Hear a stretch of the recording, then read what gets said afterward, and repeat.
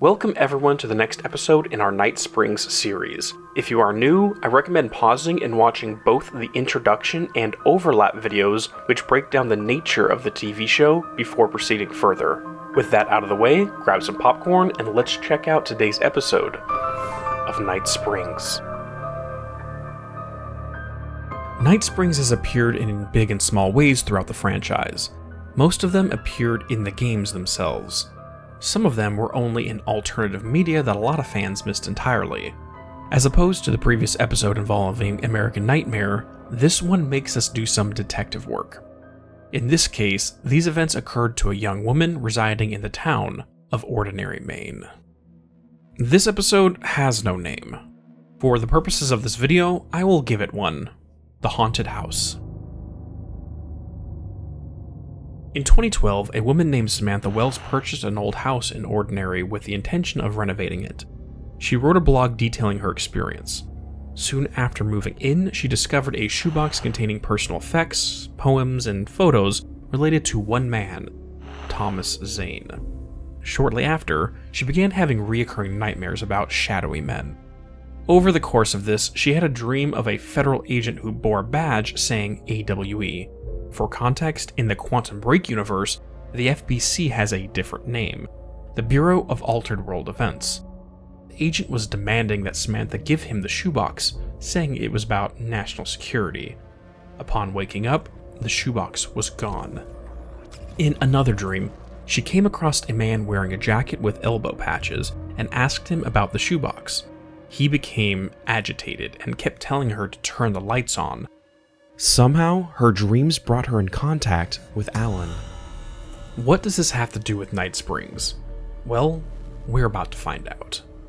One night when Samantha was up late attempting to avoid sleep, she was listening to reruns of Night Springs. Let's read a segment of her blog.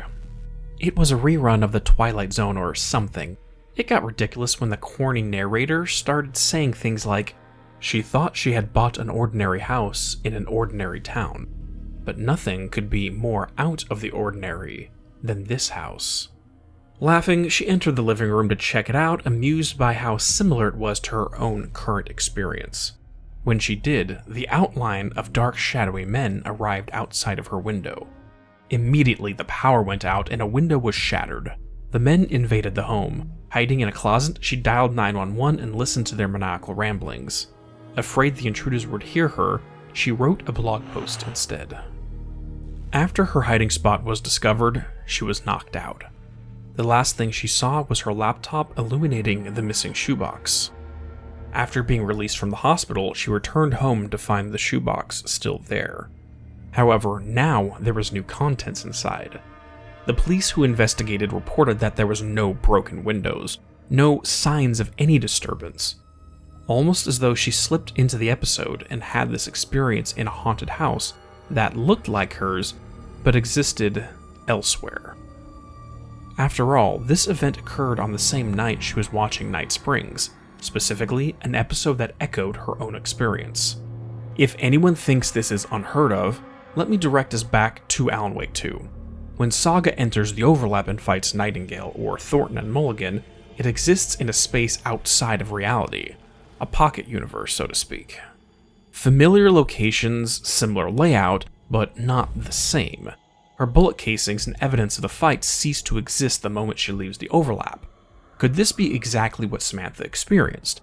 By seeing an episode that overlapped with her own life, she likely was pulled into the overlap, only returning once the scene was over and she woke up in the hospital. On her final entry, Samantha relates a dream where she met with a man wearing a diver's helmet. Diver Zane relates his own story, about how he wrote a secret poem that created a baby universe and took the essence of himself and the essence of his girlfriend Barbara into this new reality. Their bodies were taken by a dark presence and a bright presence to continue their battle. We may be getting a little ahead of ourselves, but a future episode confirms this is possible. The Timebreaker episode describes in detail the vast multiverse. We get confirmation here that new realities can be made by artists as long as they have the right words. But we will talk more about that during another episode. In the end, whoever wrote this episode had advanced knowledge of Samantha and a rough idea of her actions in this house. We know of one staff writer for the TV show that had this kind of foresight.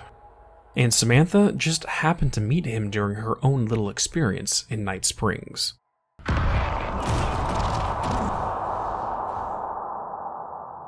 It is unclear if this episode occurred in the Prime Remedy universe or not. There is some evidence for a few possibilities.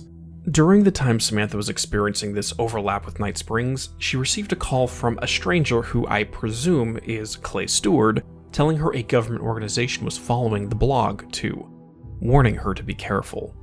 In the oldest house, a whiteboard exists where the FBC was investigating Samantha as well as the shoebox. However, the badge name itself is not the Federal Bureau of Control.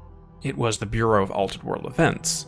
This is the name given in the Quantum Break universe according to a subdivision of Monarch Solutions. They are called the Quantum Ripple Causality Research Subdivision, possibly an echo of the Ripple Effect Corporation we see in a different episode. Does the Bureau of Altered World Events relate to Quantum Break, or is it simply a name of the FBC that exists within Night Springs? I'm likely to go with the former, since in a future episode, we see a Federal Bureau of Night Springs. The naming does not match if this is a figment of the show. So many details in this episode echo with information we later learn. A woman from the town of Ordinary that is pulled into an AWE and in contact with a government agency. Night Springs, Alan Wake, Thomas Zane, the creation of new realities. It is only now that the ramifications of this event become known. From a writing perspective, Samantha eventually evolved into the character of Jesse Faden. Considering what we know now, is it possible that Samantha is just another version of this character in another world? Similar to the relationship between Jesse, Beth, Lisa, or Jezbeth. One of her others. Is that possible?